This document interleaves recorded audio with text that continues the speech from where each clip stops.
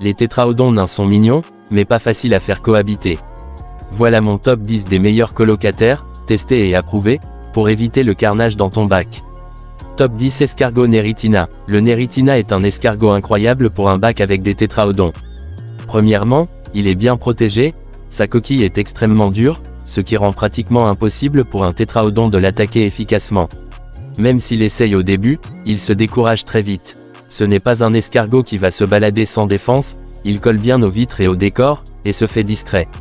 En plus, il est super utile, il nettoie les algues sur les plants, les roches, les vitres, et aide à garder un bac propre naturellement. Et contrairement à d'autres escargots, il ne se reproduit pas en eau douce, donc tu ne risques jamais une invasion incontrôlée. En résumé, solide, autonome, utile, discret. Il coche toutes les cases pour cohabiter avec un tétraodon nain. Top 9 Danio-Rorio, poisson zèbre. Le Danio-Rorio, communément appelé poisson zèbre, est un petit poisson très vif et dynamique, mesurant généralement entre 4 et 5 cm. Ce qui fait sa force, c'est avant tout sa vitesse et son agilité hors pair. Il nage en banc serré, ce qui lui permet d'éviter facilement toute forme d'agressivité de la part des tétraodons nains, qui peuvent parfois se montrer territoriaux. Sa nature sociale le pousse à évoluer en groupe, ce qui réduit le stress et crée un spectacle vivant dans ton aquarium. Il préfère occuper la zone supérieure et médiane de l'aquarium, ce qui limite les contacts directs avec les tétraodons qui, eux, sont plus souvent actifs en milieu ou en fond de bac. Cette séparation spatiale contribue grandement à une cohabitation harmonieuse entre ces espèces. En plus d'être robuste et adaptable, le Danio-Rorio est reconnu pour sa facilité d'entretien, ce qui le rend idéal même pour les débutants. Ce poisson tolère une large plage de température, allant de 20 à 28 degrés Celsius, parfaitement compatible avec les besoins du tétraodon nain. Enfin, son régime alimentaire omnivore est simple à gérer, il se contente de nourriture sèche, vivante ou congelée, ce qui permet de varier sans complication. En résumé, le Danio-Rorio est un colocataire très adapté qui apportera vie, mouvement et équilibre à ton aquarium communautaire avec des tétraodons nains. Top 8 Rasbora Galaxy, Danio margaritatus. Le Rasbora Galaxy, c'est la petite étoile du bac. Ce micro-poisson est ultra rapide, reste en banc, et nage dans la colonne d'eau sans s'approcher du fond ou des tétraodons. Il est calme, pas du tout envahissant, et ne pique pas la nourriture sous leur nez. Son comportement discret joue en sa faveur. De plus, il vit bien dans des petits bacs, souvent là où les tétraodons sont installés, ce qui en fait un choix logique. Côté look, il est superbe, des petits points blancs sur un corps sombre, avec des reflets orangés, parfait pour contraster avec le vert des plantes. En plus, comme il vit en groupe, il attire moins l'attention du tétraodon sur un individu précis. Bref, joli, rapide, pacifique. Très bon choix. Top 7 Gourami miel, en solo. Le gourami miel est l'un des seuls poissons un peu plus gros qui peut cohabiter avec des tétraodons nains, à condition de le maintenir seul. Ce poisson est calme, il nage lentement, et reste principalement dans la partie supérieure du bac. Il n'est pas territorial, ne provoque pas les autres, et surtout, il ne s'intéresse pas aux invertébrés ou aux petits poissons. L'erreur à ne pas faire, c'est d'en introduire plusieurs, là, les conflits internes entre gouramis vont commencer. Un seul, dans un bac de minimum 60 litres, bien planté, c'est souvent une réussite. Il ajoute de la couleur, un comportement tranquille, et une certaine prestance dans l'aquarium. Il faut juste bien surveiller les interactions au début, mais dans la majorité des cas, ça fonctionne. Top 6 Poisson arc-en-ciel nain, Pseudomugile gertrudé. Ce petit poisson australien est un excellent ajout dans un bac avec des tétraodons. Il reste à la surface ou juste en dessous, et son comportement vif mais paisible en fait un très bon colocataire. Il vit en banc, ce qui répartit le stress et la curiosité du tétraodon sur plusieurs individus. En plus, il est assez rapide pour éviter les coups de bec s'il se fait approcher.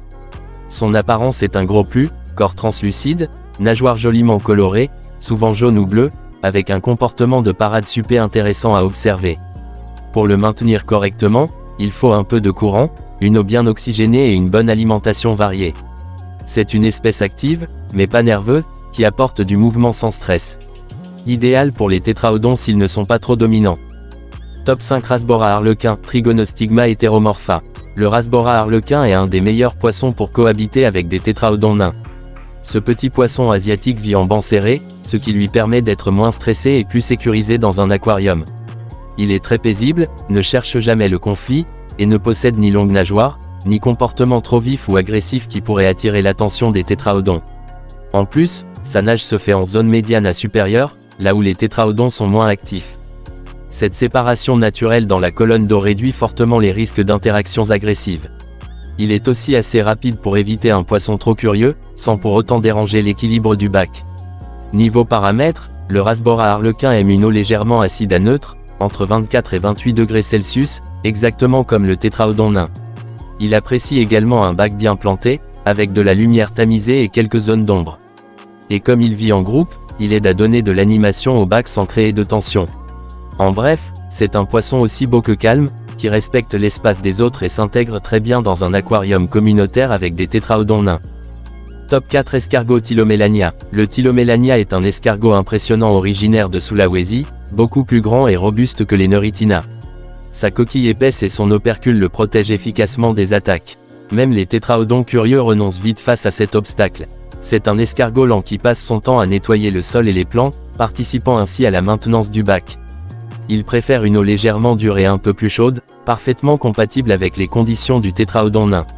Son comportement calme et sa robustesse en font un excellent colocataire décoratif et utile. Top 3 Microdevario cubotais. Le Microdevario cubotais est un petit poisson vert fluorescent souvent sous-estimé, mais idéal pour un bac avec des tétraodons nains. Il vit en banc serré, nage sans cesse et évite les zones de chasse du tétraodon. Sa petite taille, sa rapidité et son comportement paisible le protègent des agressions.